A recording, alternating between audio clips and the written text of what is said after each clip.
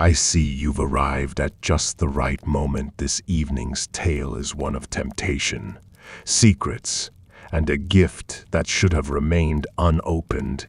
The Midnight Present is a story wrapped in the midnight air, where one woman's desperation leads her down a twisted path, a path paved with promises and deadly consequences.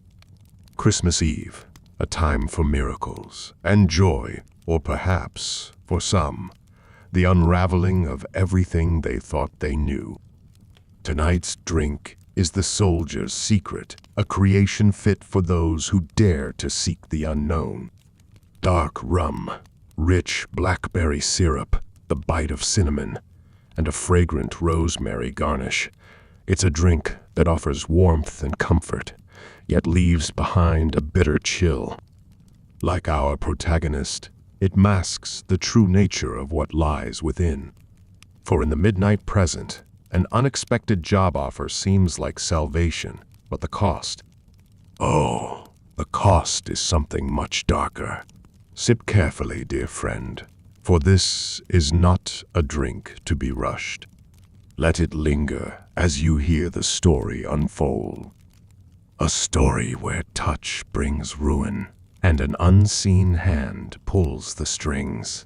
The soldier's secret will accompany you on this journey, a gift, but one that comes with a price. Let the tale begin. The Midnight Present.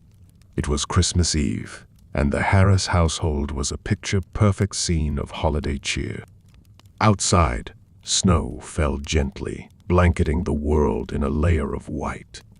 Inside, the scent of pine and cinnamon lingered in the air, while soft Christmas music played on the radio.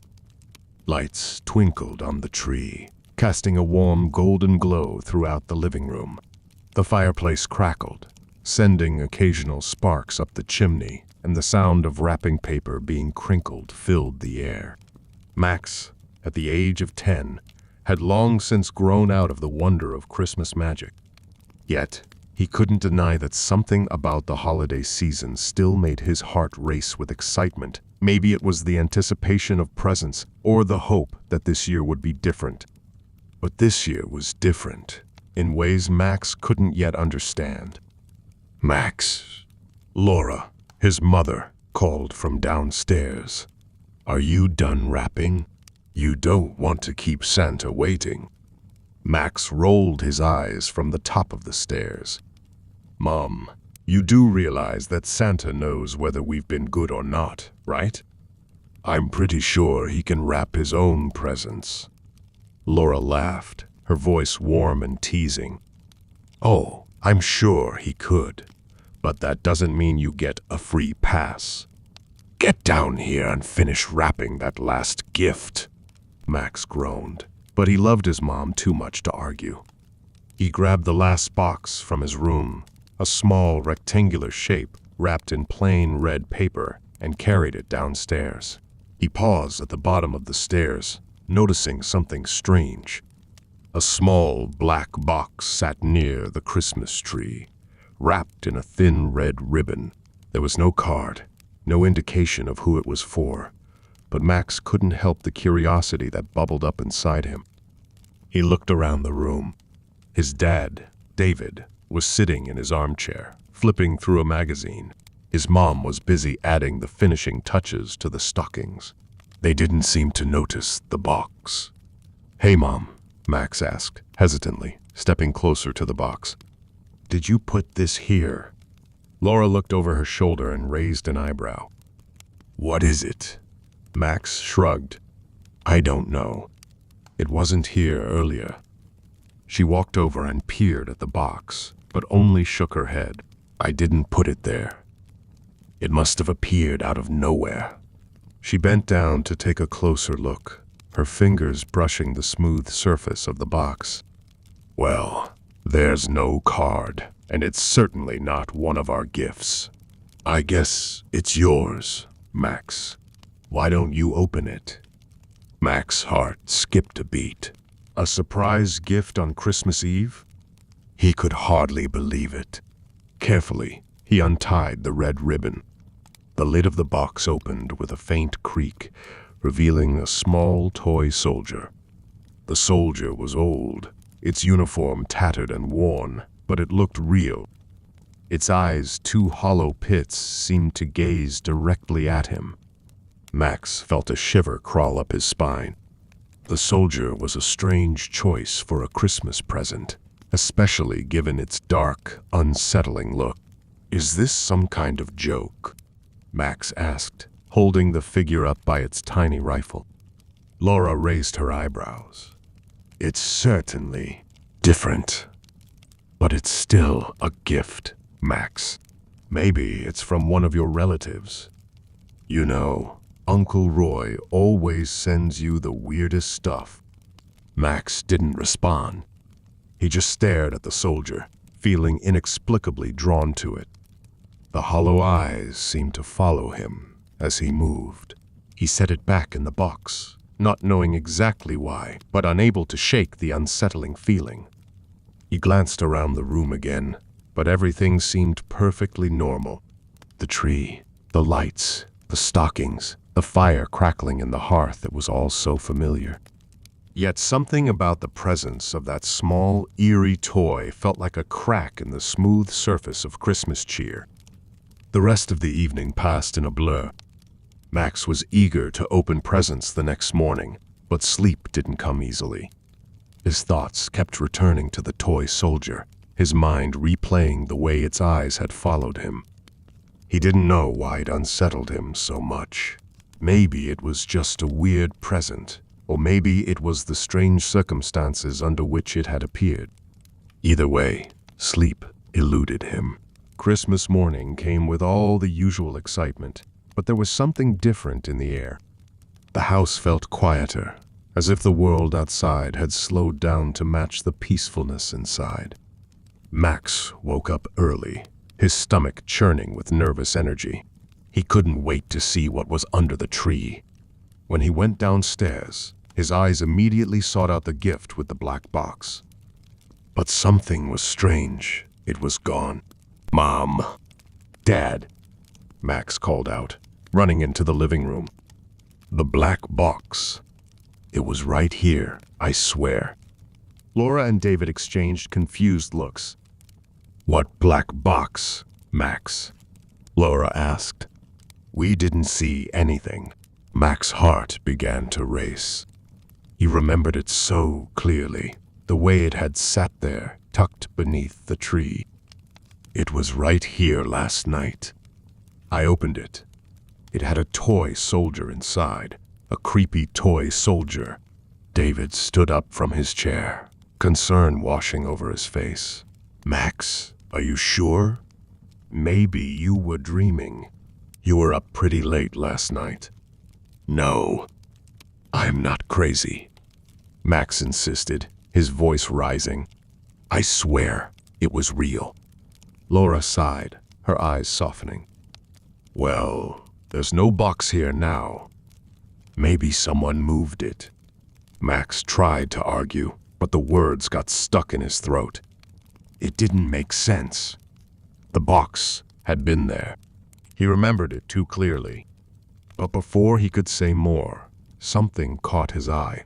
At the foot of the tree, where the presents had been neatly arranged, something new had appeared. It wasn't a box, but rather a row of tiny toy soldiers lined up in perfect formation.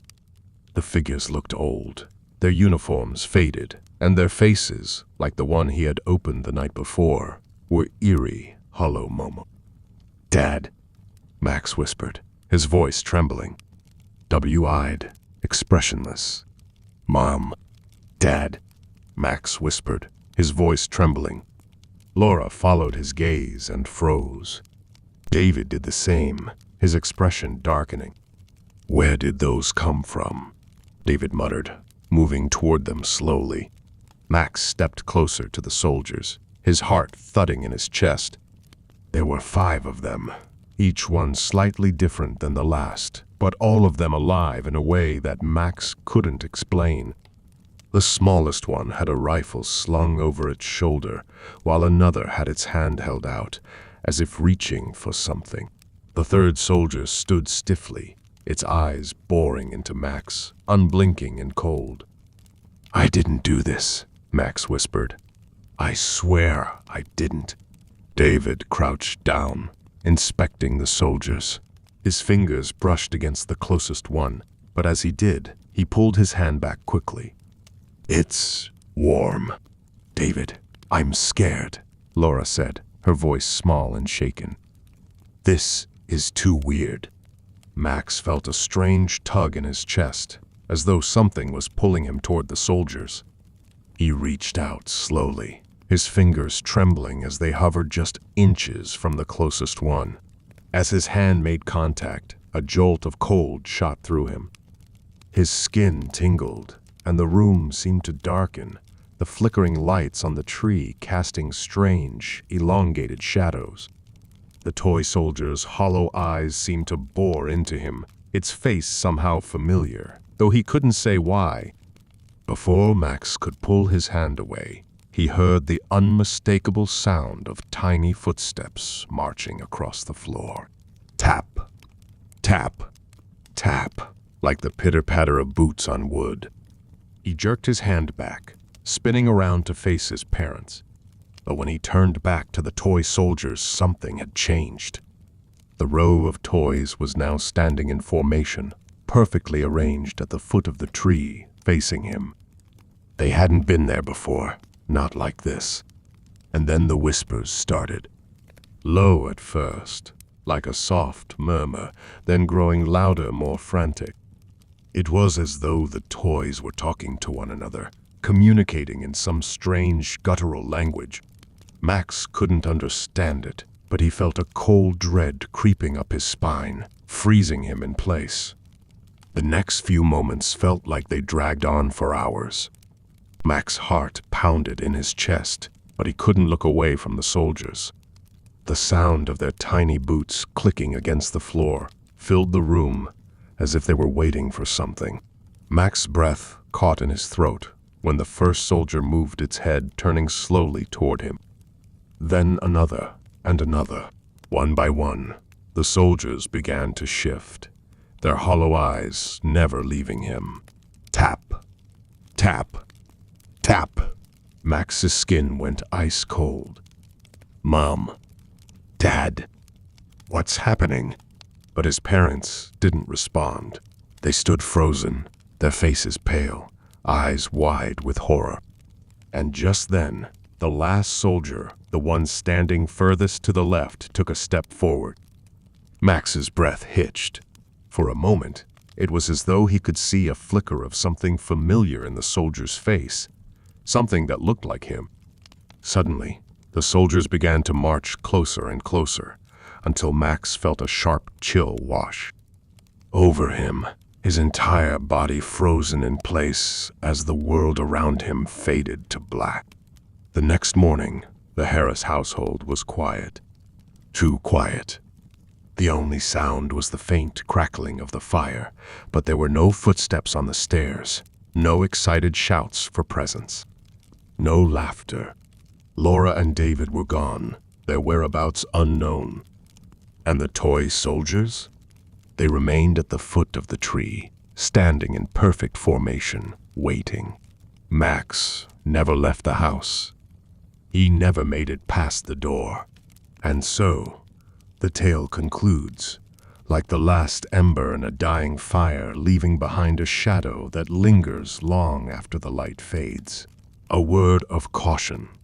My dear listeners, not all gifts are meant to be opened, and not all mysteries crave answers.